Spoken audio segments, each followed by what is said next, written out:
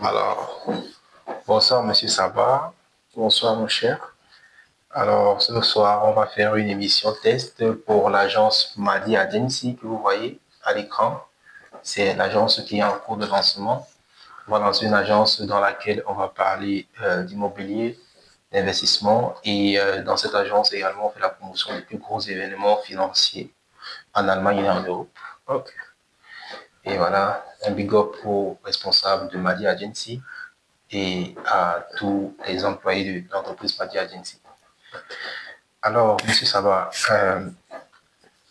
actuellement nous sommes en Allemagne. Et qu'est-ce que vous faites ici? Vous ne vivez pas en Allemagne? Moi, je ne vis pas en Allemagne. Je viens du Burkina, et en Afrique de l'Ouest, et un pays actuellement qui est en pleine révolution progressive. Ouais. Donc, actuellement, je suis de court séjour en Allemagne, juste pour visiter ma famille et profiter, me reposer un peu. Ouais. Voilà. Faut dire que vous êtes arrivé à Munich. Hein. Ouais, vous êtes arrivé à München et vous étiez au stade Allianz Arena de Munich. Ouais, fameux. Parce que c'est vraiment un chef-d'œuvre architectural. Ouais. Et très bien réussi, bien pensé. C'est gigantesque. On parle de plus de 60 000 places assises. C'est mouse, mon frère. C'est vraiment. Je peux pas qualifier parce que c'est vraiment grand. Est-ce qu'on peut se tutoyer pendant? Il n'y a pas de problème. Voilà. Mais en fait, tu as été au store des vêtements pour les. Ouais, je pense qu'on a pris pas mal de choses. Hein. Ouais. On a pris un ballon. Ah oui, un ballon. On a pris pas mal de choses. Hein. Ouais. On a fait beaucoup d'achats. Ouais.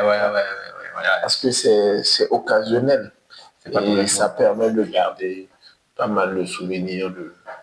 Surtout qu'ils ont une très belle collection. Vraiment. À l'Alliance Arena. Donc, la plupart des grands joueurs qui y ont été ont aussi leur maillot qui s'y trouve. Et quand on parle de maillot, pour les connaisseurs, en fait, les stades en général vendent des vrais maillots de collection. Ouais. Pas juste du neuf, il y a du neuf aussi, bien sûr, mais il y a également des maillots de collection. C'est pourquoi le déplacement, parfois, en vaut la peine. Ouais, surtout. Et ça te permet de découvrir, de toucher vraiment et de savoir que ces ouvrages regorgent beaucoup de potentiel. Ouais. Pour ceux qui ne connaissent pas le stade Allianz Arena, venez faire un tour. Laissez-moi un message, je peux vous faire la visite. Donc, Monsieur Sabah, au Burkina, vous êtes très très impliqué dans tout ce qui sera immobilier. Est-ce que c'est votre métier de passion? À la base, je signale que je suis. Oui, on n'a même pas demandé à M. Sabah de se présenter. Je suis ingénieur. Présentez-vous pour que. Voilà, je suis Élie Théoendé Sabah, gérant d'une entreprise Art Consulting. Je suis ingénieur génie civil de formation, spécialiste en construction mixte et métallique. Ok. Donc, c'est vraiment ce qui m'a amené aussi à visiter l'Allemagne, parce que c'est un pays qui a fait ses preuves sur le plan de l'ingénierie et tout ce qui est construction mixte, métallique. C'est vraiment une référence pour moi. Ouais. Quand on dit construction mixte métallique, est-ce que c'est style un peu de ciment, un peu de fer? Bon, en réalité, quand la construction mixte se définit par une construction qui utilise beaucoup de matériaux différents. Par exemple, tu vas avoir une construction où on utilise, par exemple, le fer, on utilise le bois, on utilise le ciment et le béton. Et la composition te permet d'avoir des matériaux autres que ce qui est classique. Et c'est des types de construction qui nécessitent souvent la création ou bien la composition d'une matière spécifique pour pouvoir atteindre l'objectif. Souvent. Voilà, souvent. Mais c'est vraiment très, très coûteux. Ouais. Ouais. Ça veut dire que c'est pas pour tout le monde, c'est Non, pas à c'est la pas pour tout le portée monde. de tout le C'est monde. pas à la portée de tout le monde. Il y a des gens qui font des maisons pour particuliers, ça veut dire pour eux-mêmes avec ce style de construction. Oui, mais c'est, comment dire, c'est pour un autre niveau. C'est pas seulement de l'immobilier économique, Ah, c'est pour un autre niveau avec beaucoup d'exigences. ouais. Voilà. Tu vas avoir des gens qui veulent peut-être des matériaux fins avec de très grandes résistances. Donc, il faut souvent faire appel à cette technique-là Ouais. pour pouvoir résoudre, non seulement avoir un matériau qui est fait comme ce bout de papier Ok. et qui est ultra résistant. Ouais. Ok. En tout cas, je rappelle à ceux qui nous écoutent que Monsieur Saba apparaît pour la première fois sur notre chaîne et il reviendra certainement. Ouais, très certainement. Ouais, très certainement. Et peut-être que ce sera plus en Allemagne, peut-être que ce sera au Burkina, Avec plaisir. parce que je ramène la chaîne partout avec moi. Vous êtes la bienvenue. Merci. Ok, on va parler un peu, voilà, je sais pas, un peu politique, mais on va pas rentrer dans les profondeurs et tout. Qu'est-ce que vous pensez de la politique de certains pays africains en général, M. Saba? Alors, je pense que l'Afrique, la politique africaine, pour moi, est jusqu'à présent, certains pays, ou bien, je dirais certains pays, n'ont pas encore trouvé le mode politique adapté au continent africain. On essaie de faire comme les autres, ou bien que chaque peuple a sa civilisation et chaque peuple a sa forme de gouvernance. Et l'Afrique n'est pas forcément euh, l'Afrique n'est pas forcément, ne peut pas s'identifier forcément aux autres pays qui ont déjà cette forme de gouvernance. L'Afrique se construit et comme on le dit souvent, tout est parti de l'Afrique. C'est que à la base, l'Afrique avait déjà sa forme de gouvernance qu'il faut actuellement chercher à connaître, chercher à maîtriser et voir essayer d'appliquer. Parce que ça marchera à tout coup. Mais à quoi ça ressemblait cette forme de gouvernance-là? Parce que ça veut dire, s'il faut aller à la recherche d'une forme de gouvernance propre à l'Afrique, à quoi ça ressemblerait? Parce que vous savez, c'est compliqué de dire aujourd'hui, parce que, étant donné que le colon a été un peu partout, parfois même, moi je jusqu'au pense fin fond que de nos villages. c'est comme je dis, vous savez, l'Afrique c'est d'abord la valeur. Par le passé, tu pouvais juste, avec le nom d'un individu, tu toques à la porte d'une personne, tu dis, je viens de la part de un tel. On t'accueille les bras ouverts. Pourquoi? Parce que cette personne a su construire non seulement du respect autour de sa personne, une intégrité ferme autour de sa personne. Et ces valeurs faisaient que chacun connaissait la position de l'autre dans la société. Ouais. Et chez nous, il y a la royauté, il y a les chefs de terre. Ça veut dire que le roi n'est pas forcément le détenteur des terres. Ok. Ça veut dire qu'il y avait une il y différence. avait une différence. Il y avait plusieurs pouvoirs qui gouvernaient au fait. Et chaque pouvoir connaît ses forces, ses faiblesses et ses limites. Et pour moi, c'est une forme de gouvernance qui est propre à nous et qui essaie d'éduquer. Ça veut dire chaque clan, par exemple, si moi, par exemple, moi, dans ma zone, nous sommes des princes. Ok. Et nous, on connaît nos forces, on connaît nos faiblesses, on sait qui, c'est bien vrai que nous sommes des princes, mais on sait qui, à qui se fier. Ouais. Voilà, on sait vraiment face à telle situation vers qui s'orienter ou bien vers qui se référer. Ouais. Et c'est les valeurs qui permettaient à la société de vivre parce que chacun connaît sa place et connaît les limites de l'autre. Ouais, des valeurs qui n'étaient pas forcément écrites, qui n'étaient pas écrites, mais ça se transmettait de génération en génération. Et quand tu nais dans une famille, par exemple, quand tu nais dans une famille où, chez nous, on dit quoi? On dit chef de terre. Par exemple, quand tu nais dans une famille où si vous êtes les garants des terres, tout le monde sait que avec vous, il y a ces valeurs et tout le monde sait qu'avec vous, il y a ces interdits, il y a ces comportements que tu ne dois pas faire. Et automatiquement, certains comportements vis-à-vis de la société, tu sais qu'en le faisant, tu connais déjà les conséquences. Et ça fait que dès la base, chacun est éduqué suivant ces principes de base. Et c'est ce qui faisait que nos communautés vivaient tranquillement. J'aimerais demander, parce que ce que tu dis là est pertinent, très pertinent. Ça me fait penser à un cas de révolution, parce que le pays est en révolution, en pleine révolution actuellement, à une mesure de la révolution qui prévoit de redonner de la valeur aux autorités traditionnelles, parce qu'il y a aujourd'hui au Burkina Faso des journées culturelles. Bientôt, le 15 mai. Le 15 mai bientôt. Ok. Journée culturelle. Comment c'est structuré les journées culturelles? Par exemple, c'est une journée dédiée à la tradition, où chaque ethnie, chaque clan essaie de mettre en valeur ses richesses. Ça veut dire en allant de ses valeurs jusqu'à l'art culinaire.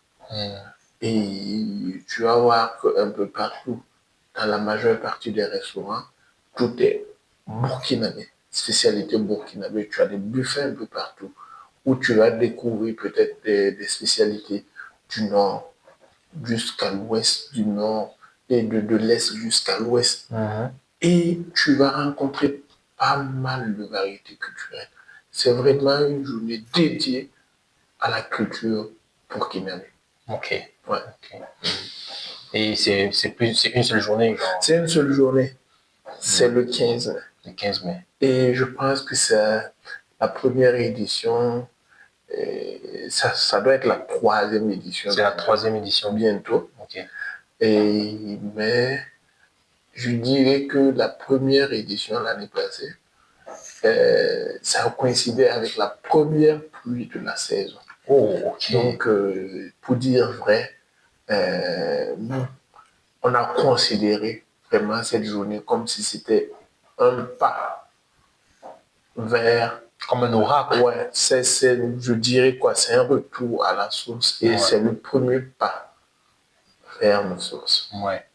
Un premier pas vers les sources et vers la révolution culturelle dans le domaine, dans le contexte africain.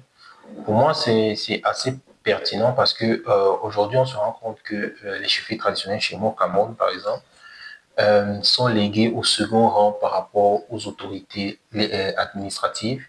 Ça veut dire quoi? Ça veut dire que le préfet ou le sous-préfet est aujourd'hui, comme au Cameroun, par exemple, il y en a des préfets et des sous-préfets qui sont considérés comme les chefs de terre.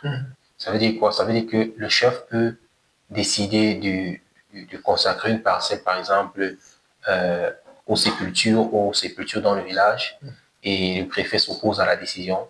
Et la décision du préfet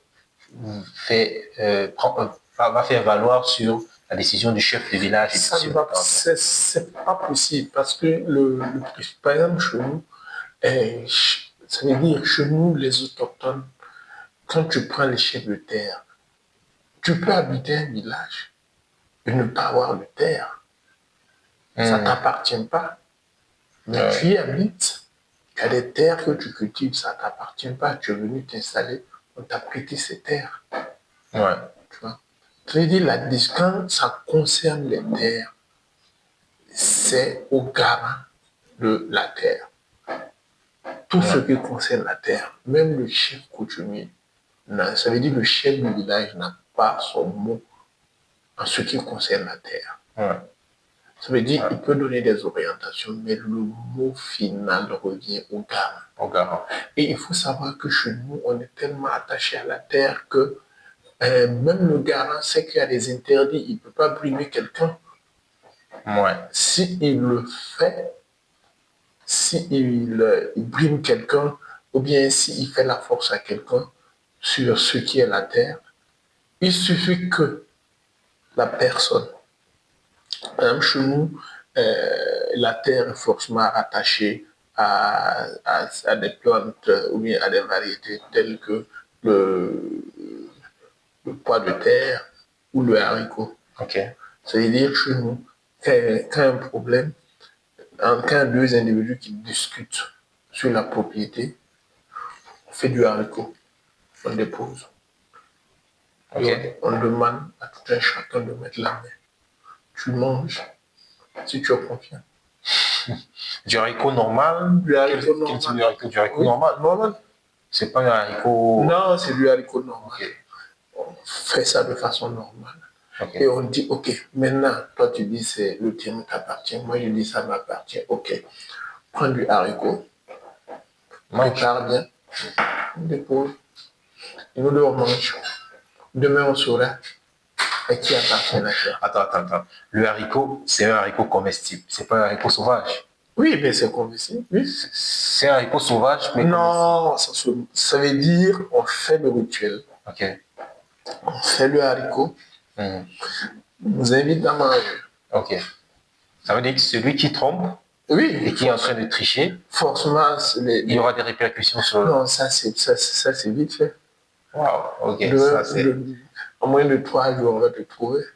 On va t'en tirer, ça y a rien à faire. c'est puissant ça. Puisque Ouais. la terre ne ment pas. Chez nous, la terre ne ment pas. Il y a une Ouais. vérité qui est là. Tu dis que ça t'appartient. Quelque chose qui t'appartient ne peut pas te faire du mal. Ah, ça, c'est une logique aussi. Hein. C'est une logique que je crois qu'on a oubliée chez nous. C'est qu'en fait, moi aussi, je pense que c'est important de revenir à ces valeurs traditionnelles, de se dire, on fait confiance à la tradition en sachant que la nature fait ça, parfois une sélection naturelle. Et lorsqu'on y est connecté, on trouve peut-être des meilleures solutions, des solutions plus équilibrées pour notre peuple. Et pour moi, il n'y a pas une meilleure science que la culture. On a tout. Sauf que on n'arrive pas à expliquer parce qu'on ne l'a pas étudié. Ouais. Sinon, on a tout. Figure-toi que chez nous, il y a une science qui permet de téléporter. Par exemple, toi, tu es peut-être à 10 km, 15 km de moi. Je peux t'envoyer du haricot. Je peux t'envoyer des arachides. Ça marche, ça? Non, bon, je te trouverai le lien pour que tu regardes. Ouais. Ça, c'est une émission qui passait sur la chaîne nationale chez nous et on appelait ça comment? À Morée, on appelait ça Yel Swalma. Ça veut dire le mythe. Ok. Le monsieur, il utilise ce canal pour téléporter peut-être des arachides, du maïs frais. Mais tu sais qui téléporte, qui transporte ça? Qui? La foudre. La foudre? Ouais. Ça veut dire que la foudre se charge de commissionner. Ça veut dire que tu n'arrives pas à expliquer. Ça veut dire un temps, il fait ses incantations, il dépose, tu entends. Pam. Et la foudre accepte de se faire commissionner. Et quand tu entends pam, ça disparaît. Et à l'instant T, ça réapparaît de l'autre côté. Comment tu fais ça? Ok. Non, mais ça, c'est. Je t'enverrai. Je crois pas que c'est explicable. Je t'enverrai, mais c'est pour te dire que c'est une science qu'ils ont maîtrisée. Ouais. Mais ils n'ont pas su transcrire. Mais nous, aujourd'hui, si on se concentre, on pourra mieux le comprendre, mieux le transcrire. Ouais. Non, ça, je comprends. Ça, je comprends. Parce qu'il y a plein de choses, en fait, qu'on trouve sur naturel. Mais c'est scientifique. C'est scientifique, ouais. Bon, je vais de ce pas aller un peu dans un autre sujet, le sujet de l'import-export. Qu'est-ce que tu penses des relations que le Burkina et l'Afrique aujourd'hui a avec les pays producteurs comme la Chine ou l'Inde?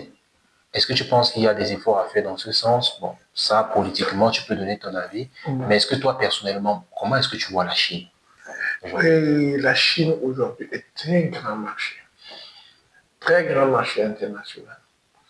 La dernière fois, je regardais le marché de l'acier en Chine par rapport au marché européen.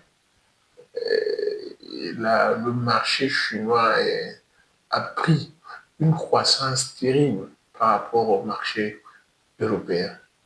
Ça veut dire les Chinois ont compris que chaque couche de la société a son besoin. Ouais. Et chaque couche de la société a des besoins qui, qui s'estiment ou bien qui représentent à peu près ces moyens, qui sont limités par les moyens. Donc la Chine produit pour tout le monde. Ouais. Par exemple, dans le domaine de l'acier, ça veut dire que je me rends compte que ce que les Chinois produisent, ils produisent des aciers normalisés, Okay. ils produisent des aciers commerciaux. C'est quoi un acier normalisé? C'est-à-dire un acier normalisé, c'est un acier qui reprend peut-être, je dirais d'abord la composition. C'est-à-dire quand tu prends l'acier et le carbone dans l'acier, ça veut dire la composition, la résistance. C'est-à-dire c'est des paramètres qu'on utilise généralement en ingénierie. Ok.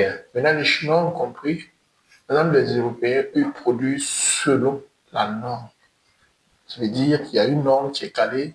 On dit, quand on prend un type de fer, voilà, on a les caractéristiques. Le Chinois a compris. Il essaie de jouer sur les caractéristiques pour essayer d'avoir différents prix en fonction des caractéristiques. Ouais. Donc, ça fait que quand tu prends le marché chinois, tu trouves de tout. Par exemple, la dernière fois, je regardais dans un centre commercial ici, le type d'acier galvanisé qu'on a, que vous avez en Europe. Les sections sont bien définies. Ouais. Les sections, les longueurs sont bien définies. Et quand tu prends le poids volumique, c'est calé. Mais les Chinois, non, c'est pas ça. Ils produisent, quand tu prends, tu as le diamètre. Ça veut dire quand tu prends un diamètre de 80, c'est un diamètre de 80. Mais quand tu prends l'épaisseur, la section, par exemple, chez vous, ici, suivant la norme, tu vas avoir peut-être des sections de peut-être 2 mm, 3 mm, 4 mm, 5 mm. Mais le chinois, il te produit des sections de moins de 2 mm, des sections complètes entre 1,5 et 2 mm. Ouais. Tu vois? Donc, ça veut dire que quand tu prends ça, quand tu prends une section, peut-être même si c'est un dixième du millimètre, quand tu prends ça à l'échelle de 10 tonnes, 20 tonnes, 100 tonnes, 1000 tonnes, tu vois qu'il économise. Par contre, ça permet d'avoir une différence de coût insignifiant que tu trouves que c'est moins cher par rapport au marché européen. Pourtant, en réalité, c'est plus cher par rapport au marché européen. Ok. En fait, ça veut dire que quand on parle de Chine et qu'on parle de moins cher, la plupart du temps, c'est pas forcément le cas. Puisque tu sais, il y a le rapport qualité-coût. Le rapport qualité-coût, c'est très important. Par exemple, ce qu'on achète, forcément, a un lien avec la qualité. Ouais. Et tout le monde sait que la qualité a un coût. Par exemple, quand je dis je veux par exemple cette bouteille, la Chine, ils peuvent me produire cette bouteille. Typiquement, je change d'usine, je veux la bouteille, ils vont me produire cette bouteille. Je vais voir que la masse, le poids va changer. Ouais, en Pourtant, fonction quand tu regardes à vue d'œil, c'est la même bouteille. C'est la même bouteille. Ouais. Mais quand tu mets les deux bouteilles sur une balance, tu vas voir que c'est je dirais, c'est au millimètre près. C'est insignifiant pour toi. Par exemple, quand tu prends, par exemple, si tu prends et ça fait 500 grammes, et tu prends cette bouteille et ça te fait 480 grammes. Ouais. Tu vois que ça n'a pas d'impact. À première vue, il n'y en a pas, ouais. Il y a la résistance. Ouais. Ça veut dire, plus on joue sur les propriétés, plus on modifie les propriétés, plus ça joue sur la résistance. Ouais. Donc, du coup, tu te retrouves avec des trucs un peu moins chers par rapport au marché européen. Parce que pour eux, c'est la masse, produire en quantité. Ouais. Mais quand c'est en quantité, on essaie de jouer sur les caractéristiques. On gagne forcément. Ouais, je vois. Ok, je vois. Ouais. Mais est-ce que tu dirais que voilà, les pays africains auraient plus d'avantages? Bon, je pose quand même la question parce que c'est logique de faire affaire avec la Chine qu'avec les autres pays du monde. Non, c'est pas bien. C'est-à-dire, pour moi, le pays africain actuellement, nous sommes des consommateurs. Hmm. Nous devons consommer et penser à comment produire. Même quand tu prends les Chinois, la Chine a pris un temps pour copier. Mhm. Tout le monde, il fait un temps où quand on dit un produit chinois, on dit ah mais C'est la copie, ouais. c'est la copie. On se rappelle, ouais. Il fait un temps, quand on dit chinois, c'est la copie. Ouais. Ils ont pris le temps de copier, de s'adapter, d'améliorer. Ouais. Et maintenant, ils sont en train de prendre le dessus. Parce que rien que ce matin, je regardais la voiture la plus rapide au monde maintenant. C'est chinois. Ah oui? Ouais. C'est pas une Ferrari? Non. Ok. La voiture la plus rapide au monde actuellement, à l'instant T, c'est une voiture chinoise. On a l'habitude de voir des voitures sport italiennes Et je te dis, et il faut américaines. chercher. C'est rien qu'à midi, je regarde. Ouais, ok. Ouais. Pour dire, ils ont su copier et étudier, Hmm. bien étudier, améliorer. Et ils ont proposé des produits maintenant qui concurrencent avec les autres. Ouais. Ouais, ça c'est intéressant. Bon, il faut rappeler que quand tu parles de métal, quand tu parles d'acier, il faut rappeler aussi aux auditeurs que tu es euh, un ingénieur de génie civil et que tu travailles dans une boîte où vous concevez des maisons. Vous concevez des maisons du début à la fin. Je ne sais pas si tu peux parler de la boîte juste un moment. Un peu de Alors, publicité. Art Consulting est une entreprise qui regorge avec pas mal d'expérience, qui a plusieurs compétences dans sa boîte, un véritable pôle de compétences. Hein. Et chez nous, les projets, c'est de A à Z, en allant de la conception, la réalisation, le suivi. C'est-à-dire, quand un projet passe chez nous, Ouais. c'est clé à main. On te remet le projet, on te remet tes clés à la fin. Ouais. Et chez nous, et de la manière dont on travaille, ça veut dire, quand on a un client, on écoute le client, c'est une équipe chargée de l'écouter. Ouais. Après, on essaie de l'accompagner dans la conception de son projet. Ouais. On essaie de l'accompagner ensuite dans les paperasses pour la documentation pour le permis de construction. Ok. Si toutefois ça s'est réuni, il y a encore une autre équipe qui se charge de la construction. Ok. Il y a un volet qui se charge du suivi pour savoir et pour être sûr que tout est fait convenablement suivant les volets architecturaux et suivant les règles de l'art, Ouais. ingénierie, architecture. Ouais. Et à la fin, on te remet les clés de ta maison. Et Directement. Donc, ça veut dire que si quelqu'un vit au Burkina ou alors vit dans la diaspora et il s'est acheté un terrain au Burkina, euh, il vient avec son terrain, naturellement. non, chez nous, tu n'as pas besoin. Ok. Parce qu'on a un volet chez nous qui fait de la promotion immobilière. Ok, ça veut dire même le terrain, il peut acheter directement en On peut acheter le entreprise. terrain avec nous. Ok. Parce on a pas mal de collaborateurs, notamment Facile Immo, qui est notre société de promotion immobilière.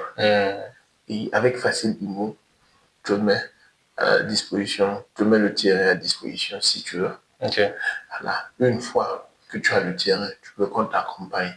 Art Consulting intervient. Art Consulting. Art, c'est A-R-T. ART comme ART, l'art. comme de l'art. Ok. Art Consulting intervient. Ok. Et avec Art Consulting, d'abord, il y a l'équipe d'architecture qui va travailler avec toi pour mettre en place ton projet architectural. Si tu finis le projet architectural et que tu veux construire, tu veux démarrer le chantier, il y a maintenant l'équipe de construction qui t'accompagne, qui réalise ton projet Et à la fin, on te remet tes clés. Clairement. Maintenant, si tu veux embellir l'intérieur, on a encore une équipe à l'intérieur qui fait de l'architecture intérieure. On appelle ça du design d'intérieur. Voilà, qui pourra t'accompagner jusqu'au choix des meubles, des types de, je dirais, l'embellissement. Ils vont t'accompagner sur le choix de tout type de meubles adéquats avec ta maison. Mais en fait, chaque agence est un peu indépendante. Oui, chaque agence est indépendante. Tu commences avec Facile Immobilier, ensuite avec Art Design, et ensuite Art Consulting, et maintenant Art Design par la suite. Par la suite. Pour terminer avec nous. Wow. Ça veut dire, si tu veux le terrain, Facile Immo. Facile Immo. Les études, Art Consulting. Art Consulting pour les études. Les études et la réalisation. Et la réalisation, ok. Maintenant, la déco intérieure, Art Design. Ouais. Ça veut dire, chez nous, c'est toute une chaîne. Ouais. De A à Z. Tu veux le terrain, on te vend le terrain. Si tu as une équipe pour travailler, tant mieux.